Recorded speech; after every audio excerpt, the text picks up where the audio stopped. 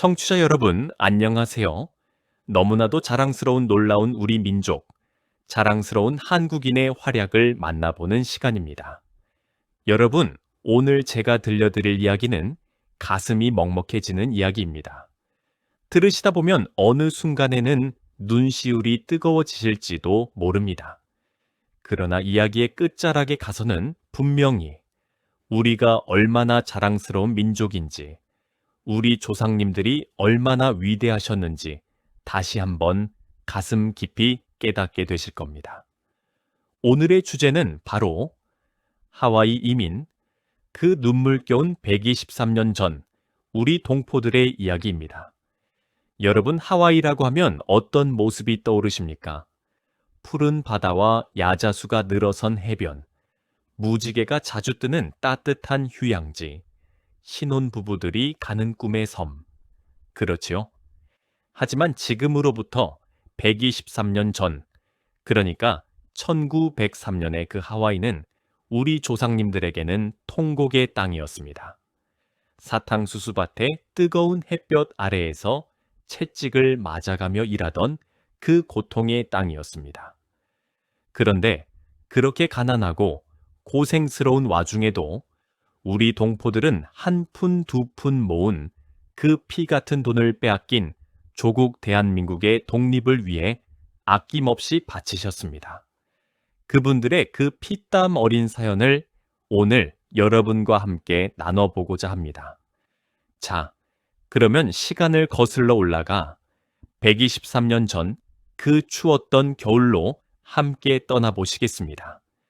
이야기를 본격적으로 시작하기에 앞서 한 가지만 부탁드리겠습니다. 놀라운 우리나라, 세계를 이끌어가는 자랑스러운 대한민국을 응원해 주시는 마음으로 화면 아래의 좋아요 버튼을 꾹 눌러주시고 구독도 꼭 부탁드리겠습니다. 여러분의 따뜻한 손길 한 번이 더 많은 어르신들께 우리 민족의 자랑스러운 이야기를 전할 수 있는 큰 힘이 됩니다. 정말 감사합니다. 여러분, 때는 1903년 1월 13일 새벽이었습니다. 하와이 호놀룰루 항구에는 짙은 안개가 자욱하게 깔려 있었습니다. 그 안개를 뚫고 한 척의 낡은 증기선이 천천히 항구로 들어왔습니다. 배의 이름은 갤릭호, 영국 국적의 작은 상선이었습니다. 그 배에서 사람들이 한 명씩 한 명씩 내리기 시작했습니다. 남자들은 다 떨어진 무명 두루마기를 걸치고 갓을 쓰고 있었고, 여자들은 흰 무명 치마 저고리를 입고 있었습니다. 어린아이들은 어머니의 손을 꼭 잡고 있었습니다. 남자가 50여 명, 여자가 20여 명, 그리고 어린아이들까지 모두 합해 102명. 이분들이 바로 우리 대한민국 역사상 첫 공식 이민자들이었습니다. 여러분, 잠깐 한번 상상해 보십시오. 한 번도 가본 적 없는 머나먼 땅, 말 한마디 통하지 않고 글자 하나 읽을 수 없는 그 낯선 곳. 그곳에 처음 도착했을 때 그분들의 마음이 어떠했을까요? 두려움에 가슴이 떨리면서도 한편으로는 새로운 삶에 대한 작은 희망을 가슴 한구석에 품고 계셨을 겁니다. 그런데 여러분, 도대체 왜 이분들은 정든 고향을 떠나 그 머나먼 하와이까지 가셨을까요? 거기에는 가슴 아픈 사연이 있습니다. 당시 우리 조선은 어떤 상황이었을까요? 1902년, 그러니까 이민이 시작되기 바로 전에는 조선 팔도에 무서운 흉년이 들었습니다. 비가 오지 않아 논과 밭이 쩍쩍 갈라지고 농작물은 다 말라 죽었습니다. 굶어 죽는 사람이 길거리에 즐비했고, 부모가 자식을 팔고 자식이 부모를 떠나는 일이 다반사였습니다. 풀뿌리와 나무 껍질로 연명하는 사람들이 부지기수였습니다. 거기에 일본의 압박은 점점 심해지고 있었고, 나라는 풍전등화 같은 처지였습니다. 백성들은 살 길이 막막했습니다. 이때 인천에 있는 내리교회에 미국인 선교사 한 분이 계셨습니다. 존스 목사님이라는 분이셨습니다. 이분이 어느 날 교인들을 모아놓고 한 가지 소식을 전했습니다. 하와이라는 곳에서 일꾼을 모집한다고 합니다. 그곳은 1년 사철 따뜻하고 바나나와 파인애플이 지천에 널려 있어 굶을 일이 없다고 합니다. 일자리도 많고 임금도 후하다고 하니 한번 가보지 않으시겠습니까? 여러분, 그 말을 들은 우리 조상님들의 마음이 어떠했겠습니까? 굶어 죽기 직전이었던 그분들에게는 마치 하늘에서 내려온 동아줄 같았겠지요. 거기에다가 미국 공사 알렌이라는 분이 고종 황제께 직접 청하여 황제의 윤허까지 받았습니다. 황제 폐하께서 허락하신 일이니 더욱 안심이 되었던 것이지요. 그렇게 해서 첫 이민단이 조직되었습니다. 인천 제물포항에서 작은 배를 타고 일본 나가사키까지 갔다가 다시 그곳에서 갤리코로 옮겨 타고 망망대해 태평양을 건너는 길고 긴 여정이었습니다. 배 안에서의 생활은 그야말로 지옥이었습니다. 좁고 더러운 선실에 사람들이 빽빽이 들어찼습니다. 변변한 음식도 없고 밤이 되면 추위에 몸을 떨었습니다. 거기에 끝없이 출렁이는 파도에 뱃멀미가 시작되었습니다. 어른아이 할 것 없이 토하고 또 토했습니다. 그 망망대해 한가운데서 갑판으로 나와 별빛 아래 선 사람들은 고향을 떠올리며 흐느꼈습니다. 어떤 분은 2번 다시는 부모님을 뵙지 못할 것이라는 두려움에 잠을 이루지 못했습니다.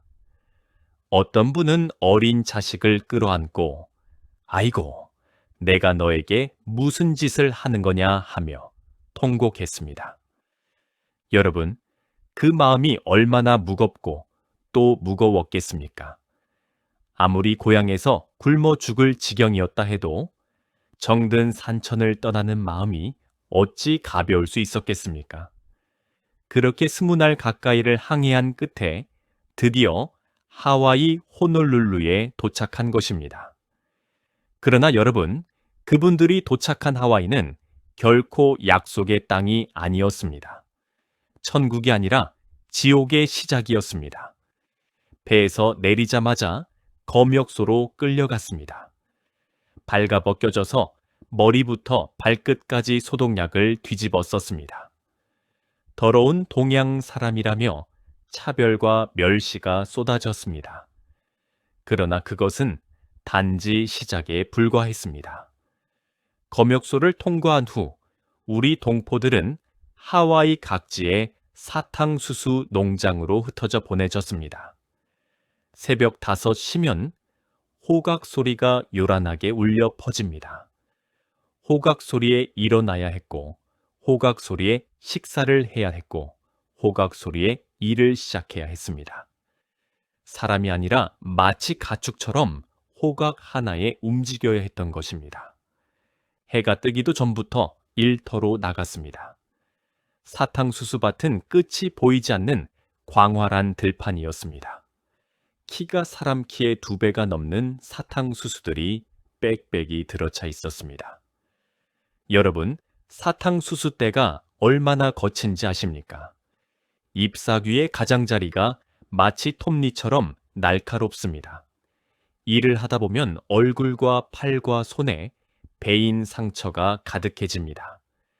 거기에 사탕수수에서 나오는 끈적한 진액이 그 상처에 들러붙으면 따끔거리고 쓰라린 것이 이루 말할 수 없었습니다. 여름철 하와이 햇볕은 또 얼마나 뜨거운지요. 머리에 쓴 모자도 무용지물이었습니다. 등에서는 땀이 비 오듯 쏟아져 내렸고 입은 옷은 소금기가 허옇게 배어나와 굳어버렸습니다. 입이 바싹 마르고 어지럼증이 일어 그 자리에서 쓰러지는 사람도 부지기수였습니다. 그렇게 하루 10시간을, 어떤 날은 12시간을 일해서 받는 돈이 얼마였는지 아십니까? 단돈 69센트였습니다. 우리 돈으로 환산하면 정말 얼마 되지 않는 돈이었습니다. 거기에 더 가슴 아픈 것은 농장의 십장들이었습니다. 영어로는 루나라고 불렀는데 이들은 말을 타고 다니면서 손에 가죽 채찍을 들고 일꾼들을 감독했습니다. 조금이라도 허리를 펴고 쉬려고 하면 어김없이 그 채찍이 날아왔습니다. 이놈들아, 일해라, 빨리빨리 하고 욕설과 함께 등짝을 후려쳤습니다. 더 가슴 아픈 것은 우리 조상님들을 이름으로 부르지 않았다는 것입니다. 모두에게 번호를 매겼습니다. 1번, 2번, 3번. 마치 짐승처럼 번호로 불렀던 것입니다. 여러분, 그 모욕감을 한번 생각해 보십시오. 어엿한 양반의 자손, 자랑스러운 조선의 백성이었던 분들이 머나먼 타국에서 이름도 없이 번호로만 불리는 그 비참함을 말입니다. 밤이 되면 좁고 누추한 농장 숙소로 돌아왔습니다. 다 쓰러져가는 판잣집이었습니다. 여러 사람이 한 방에 다닥다닥 붙어 잤습니다. 등은 채찍에 맞아 시퍼렇게 멍이 들고 손과 팔에는 사탕수수에 베인 상처가 가득했습니다. 이불도 변변치 않은 차가운 바닥에 얇은 천 한 장을 덮고 누웠습니다. 베개에 얼굴을 묻고 소리 죽여 우는 분들이 많았습니다. 어머니, 보고 싶습니다. 아버지, 보고 싶습니다. 고향에 가고 싶습니다. 그러나 한 번 떠난 길은 다시 돌아갈 수 없었습니다. 뱃삭도 없거니와 또 빈손으로 돌아간들 무슨 면목이 있겠습니까? 그저 이를 악물고 견디는 수밖에 없었습니다.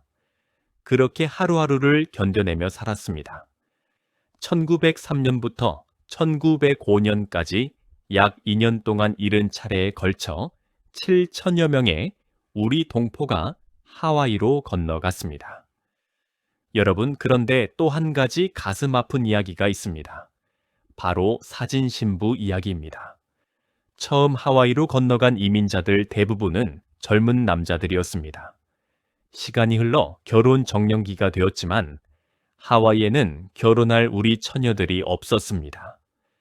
그렇다고 다른 민족의 여자와 결혼하기에는 마음이 내키지 않았습니다.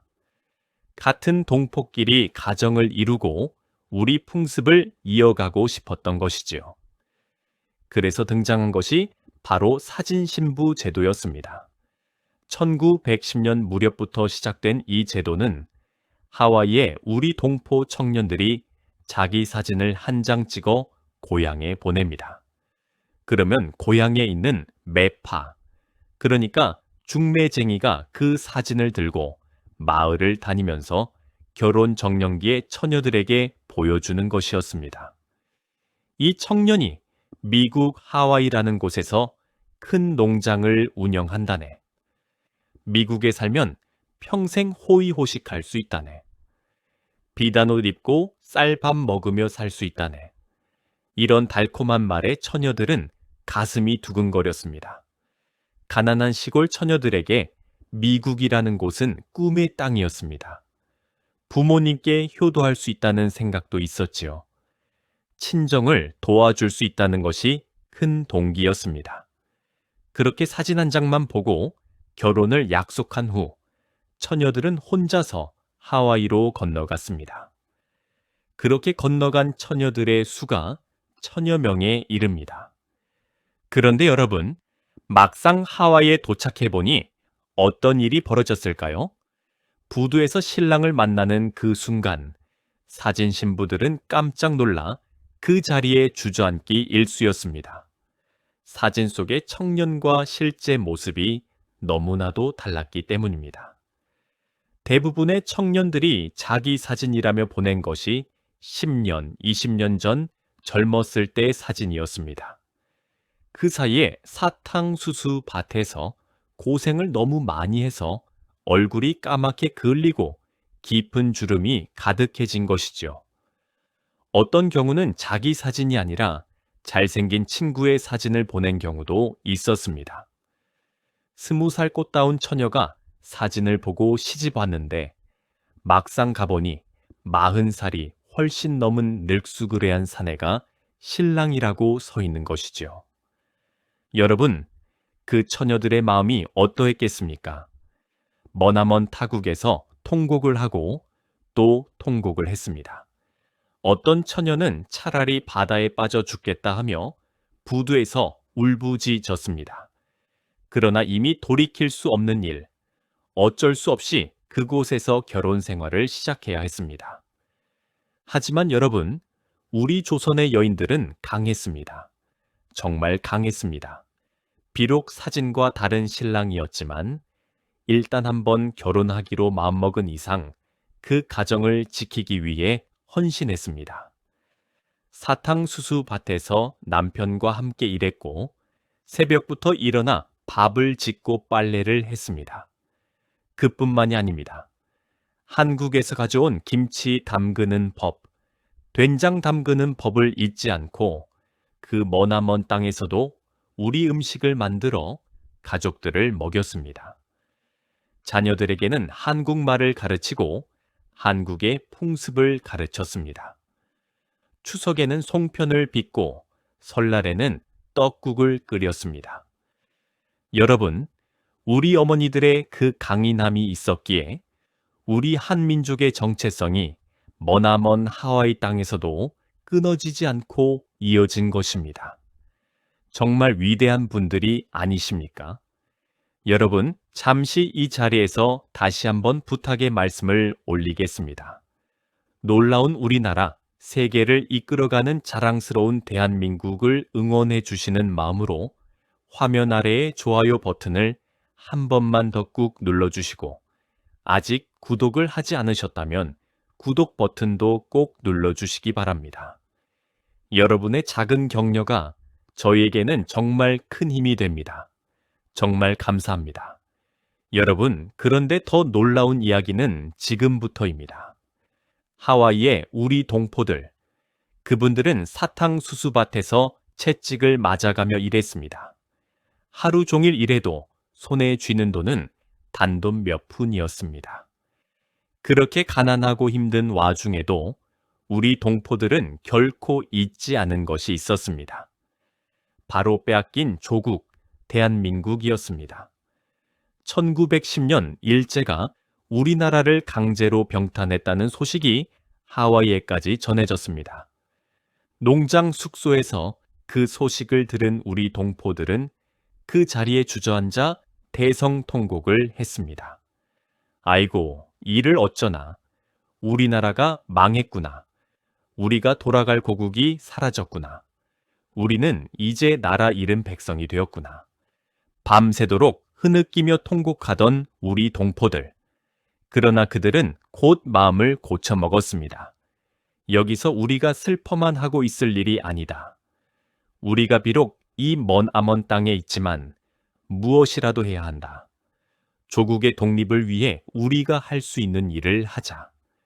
이렇게 결의한 하와이 동포들은 그날부터 자기들 임금의 일부를 떼어 독립자금으로 모으기 시작했습니다. 여러분, 다시 한번 말씀드리지만 이분들의 하루 임금은 단돈 69센트였습니다. 그 돈으로 자기 가족 먹고 살기도 빠듯했습니다. 그런데도 그분들은 그 적은 돈에서 한 푼, 두 푼을 떼어 모았습니다. 어떤 어머니는 아이들 사탕값을 아꼈습니다. 어떤 아버지는 담배를 끊었습니다. 어떤 처녀는 시집 갈 때 입을 비단 옷을 포기했습니다. 어떤 노인은 자기 장례 비용으로 모아두었던 돈마저 내놓으셨습니다. 모두가 한 마음으로 돈을 모았습니다. 그렇게 모인 돈으로 무엇을 했을까요? 먼저 1909년에 대한인국민회라는 단체를 만들었습니다. 이것은 미국 본토의 도산 안창호 선생이 만든 공립협회와 하와이의 한인단체가 합쳐진 것이었습니다. 이 단체는 사실상 해외에 있는 임시정부 같은 역할을 했습니다. 그 후 1913년에는 그 유명한 이승만 박사가 하와이로 건너왔습니다. 이승만 박사는 미국 프린스턴 대학에서 철학 박사 학위를 받으신 분이었습니다. 당시로서는 정말 대단한 학력이었지요. 이승만 박사는 하와이에 도착해서 한인 동포들과 함께 학교를 세웠습니다. 한인 기독학원이라는 학교였습니다. 우리 동포 자녀들에게 한국말과 한국 역사, 그리고 신문물을 가르치기 위한 학교였습니다. 여러분, 한번 생각해 보십시오. 머나먼 타국에서 우리 아이들이 한국을 잊어버리지 않도록, 한국말을 잊지 않도록 학교를 세운 것입니다. 그 학교 운영 자금은 모두 가난한 농장 노동자들이 십시일반 모은 돈이었습니다. 또 한 분의 위대한 인물이 계셨습니다. 바로 박용만 선생입니다. 박용만 선생은 이승만 박사와는 다른 길을 걸으셨습니다. 외교적인 노력만으로는 독립을 얻을 수 없다고 생각하셨습니다. 무력으로 일제와 싸워야 한다고 굳게 믿으셨습니다. 그래서 1914년 박용만 선생은 하와이 오아후 섬에 대조선 국민군단이라는 독립군 양성소를 만드셨습니다. 여러분, 한번 상상해 보십시오. 멀리 태평양 한가운데 작은 섬에서 우리 청년들이 군복을 입고 훈련을 받고 있는 모습을 말입니다. 일본군과 싸워 조국을 되찾기 위해 그 뜨거운 햇볕 아래에서 총검수를 익히고 행군을 했습니다. 훈련을 받는 청년들은 낮에는 사탕수수밭에서 일하고 밤에는 군사훈련을 받았습니다. 몸은 천근만근이었지만 조국을 되찾겠다는 일념 하나로 그 고된 훈련을 견뎌냈습니다. 훈련소에는 한 번에 약 300여 명의 청년들이 훈련을 받았다고 합니다. 그들의 군사규범에는 우리말로 일본군 격파법, 한반도 징역작전이 적혀 있었습니다. 가슴 떨리는 일이지요. 비록 실제로 한반도로 징역해 일본군과 싸우지는 못했지만 그 정신만큼은 정말 위대했습니다. 그리고 1919년 3.1운동이 일어났을 때 하와이 동포들이 어떻게 했는지 아십니까? 3.1운동 소식이 하와이에 전해진 것은 약 보름 후였습니다. 그 소식을 들은 하와이 동포들은 모두가 흥분했습니다. 드디어 한국에서 만슨동이 일어났다. 우리 동포들이 일제에 맞서 일어섰다. 우리도 가만히 있을 수 없다. 하와이 호놀룰루에서도 대규모 시위가 열렸습니다. 우리 동포들은 모두 흰 한복을 차려입고 거리로 나섰습니다. 태극기를 들고 대한 독립 만세를 목이 터져라 외쳤습니다. 미국 사람들도 그 광경을 보고 깜짝 놀랐다고 합니다. 평소에는 묵묵히 일만 하던 그 조용한 동양 사람들이 그날만큼은 거리로 쏟아져 나와 만세를 외치고 있었으니까요. 신문에서도 조용한 한국인들이 거리로 나섰다고 크게 보도했습니다. 그리고 그해 상하이에 대한민국 임시정부가 세워졌습니다. 임시정부는 자금이 절실히 필요했습니다. 누가 그 자금을 댈 수 있었을까요? 바로 하와이 동포들이었습니다. 당시 하와이에는 약 7천여 명의 우리 동포가 살고 있었습니다. 그분들이 모은 돈이 임시정부 운영 자금의 큰 부분을 차지했습니다. 특히 한 가지 가슴 아픈 사연을 소개해 드리겠습니다. 당시 하와이의 한 농장에서 일하던 김씨 할머니라는 분이 계셨습니다. 이 할머니는 사진 신부로 시집 오신 분이셨습니다. 남편과 함께 사탕수수밭에서 일하고 빨래를 받아 빨래를 해주고 그렇게 평생을 일하셨습니다. 이 할머니께서 평생 모은 돈이 100달러가 조금 넘었다고 합니다. 그 돈은 할머니의 전 재산이었습니다. 죽어서 묻힐 묘짜리 살 돈이었지요. 그런데 임시정부가 자금이 절실하다는 소식을 들으시자 할머니는 그 돈을 모두 독립자금으로 내놓으셨습니다. 내가 죽으면 어디에 묻힌들 무슨 상관이오. 우리나라가 살아야지. 우리 조국 대한민국이 일어서야지. 내 묘 따위가 무슨 대수인가. 이 한마디 하시고는 평생 모은 돈을 다 내놓으신 것입니다. 여러분, 이런 분이 한두 분이 아니었습니다. 수백 명, 수천 명이 그렇게 마음을 내셨습니다. 또 다른 일화가 있습니다. 어떤 청년은 결혼 자금을 모두 내놓았습니다. 어떤 어머니는 아이의 새 옷을 사주려고 모은 돈까지 내놓았습니다. 어떤 노인은 손주에게 물려줄 유산이라고 모아둔 돈을 다 내놓으면서 이렇게 말씀하셨답니다. 내 손주에게 물려줄 가장 큰 유산은 돈이 아니라 자랑스러운 조국이다. 그렇게 모인 돈이 일제강점기 36년 동안 약 300만 달러가 넘는다고 합니다. 당시 가치로 환산하면 정말 어마어마한 금액이었습니다. 일부 학자들은 그보다 훨씬 더 많을 수도 있다고 추산합니다. 이 돈으로 임시정부가 운영되었고, 광복군이 양성되었고, 외교 활동이 펼쳐졌습니다. 그러니까 여러분, 우리 조국의 독립은 하와이 동포들의 피땀 어린 돈으로 이루어진 것이라고 해도 결코 과언이 아닙니다. 또 한 분의 자랑스러운 인물을 소개해 드리겠습니다. 바로 김호 선생, 그리고 김영순 선생 형제입니다. 이분들은 처음에는 하와이 사탕수수밭에서 일하시다가 미국 본토 캘리포니아로 옮겨가셨습니다. 그곳에서 농사를 시작하셨는데 처음에는 정말 보잘것없었습니다. 그러나 두 분의 끊임없는 노력과 지혜로 점점 농장을 키워나갔습니다. 특히 이분들이 개량한 복숭아 품종은 정말 유명했습니다. 보통 복숭아는 표면에 잔털이 많은데 이 두 분이 개량한 복숭아는 표면이 매끈매끈해서 먹기에 정말 편했습니다. 그 복숭아는 미국 전역으로 팔려나갔고 두 분은 큰 부자가 되셨습니다. 미국 사람들은 이 두 분을 김 형제라고 불렀고 또는 미국의 복숭아 왕이라고 불렀습니다. 동양 사람으로서 미국에서 그렇게 큰 성공을 거두기란 정말 쉽지 않은 일이었습니다. 여러분, 그러면 이분들이 그 큰 돈을 어떻게 쓰셨을까요? 호의호식하며 사셨을까요? 아닙니다. 두 분은 그 돈의 대부분을 우리 임시정부와 독립운동에 바치셨습니다. 본인들은 검소하게 사시면서 번 돈은 모두 조국의 독립을 위해 쓰셨던 것입니다. 광복 후에는 김호 선생께서 한국으로 돌아오셔서 조국의 발전을 위해 일하셨습니다. 정말 자랑스러운 일이 아닙니까?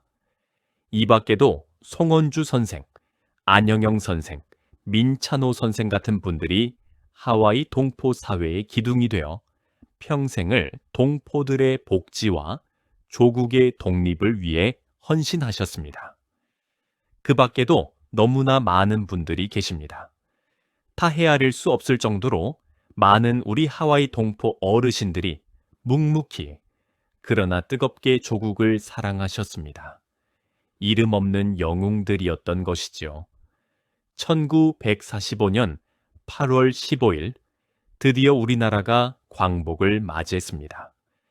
그 소식을 들은 하와이 동포들은 어떠했을까요? 모두가 거리로 뛰어나와 만세를 부르고 서로 부둥켜 안고 통곡하며 기뻐했습니다. 드디어 해방이다. 드디어 우리나라가 자유를 찾았다. 우리가 40년이 넘게 기다려온 그날이 왔다. 그리고 어떤 노인은 이렇게 말씀하셨답니다. 그 자리에 무릎을 꿇으시고는 두 손을 모아 하늘을 올려다보시며 이렇게 흐느끼셨답니다. 이제는 죽어도 여한이 없다. 내 평생 모은 돈이 헛되지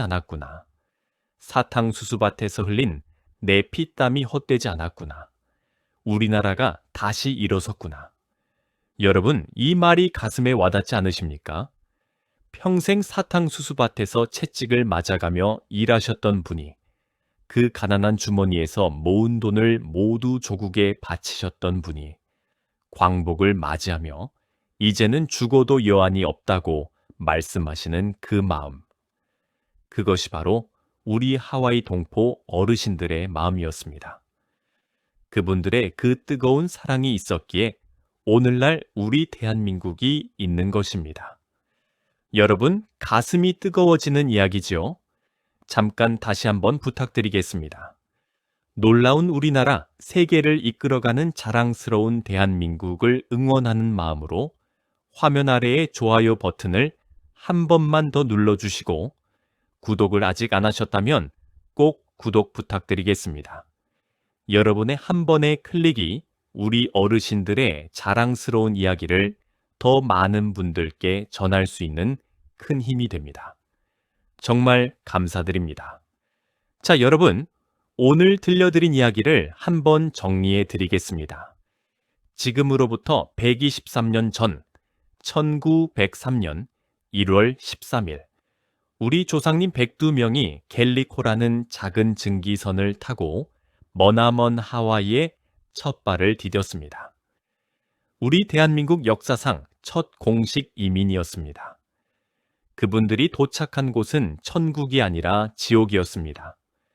사탕수수밭의 뜨거운 햇볕 아래 채찍을 든 십장의 감시 속에서 하루 10시간 이상을 일하면서도 받는 돈은 단돈 69센트였습니다. 이름 대신 번호로 불리는 그 모욕 속에서 우리 동포들은 묵묵히 일하셨습니다. 1910년부터는 사진신부 천여 명이 사진 한 장만 들고 시집을 갔습니다. 사진과는 너무나 다른 신랑을 만나 통곡하면서도 우리 어머니들은 가정을 지키고 우리 민족의 정체성을 머나먼 타국에서 이어가셨습니다. 그러나 우리 동포들은 그 가난하고 고된 와중에도 빼앗긴 조국을 결코 잊지 않으셨습니다. 한 푼, 두 푼 모은 돈으로 대한인국민회를 만들고 한인 기독학원을 세우고 대조선 국민군단을 조직했습니다.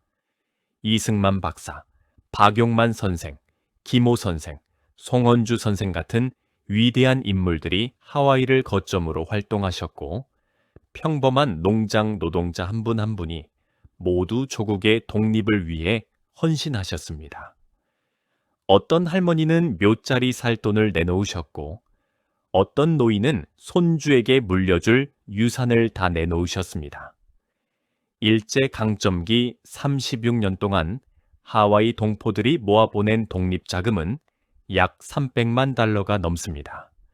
그 돈으로 임시정부가 운영되었고 광복군이 키워졌고 마침내 1945년 우리는 광복을 맞이했습니다.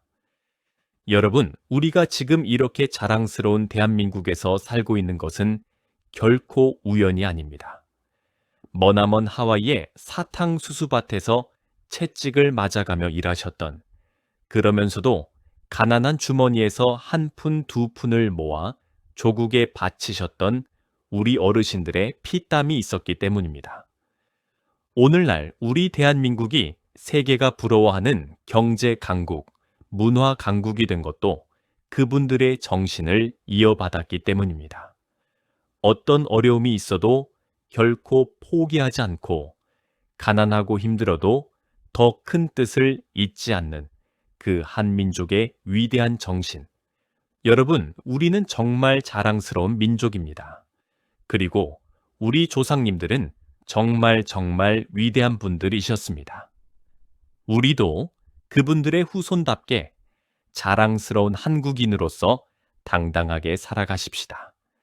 세계를 깜짝 놀라게 하는 자랑스러운 한국인, 놀라운 우리 민족의 이야기는 오늘도 계속됩니다. 청취자 여러분, 그럼 다음 시간에 또 뵙겠습니다.